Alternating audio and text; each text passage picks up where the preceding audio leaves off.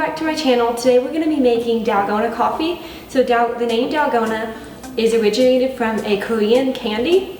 So the coffee is going to be a frothy, foamy coffee. So I'm going to start off with half a cup of milk, 1 heaping tablespoon of instant coffee, 2 tablespoons of sugar, and 2 tablespoons of hot water.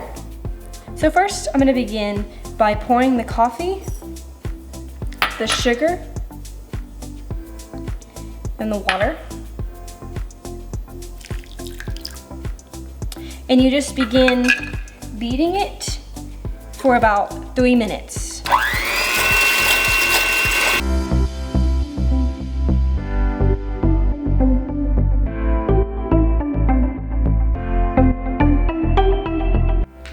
After the 3 minutes, it's gonna be a really thick consistency. So you're gonna wanna act quick so it doesn't lose its thickness because you want that nice foaminess.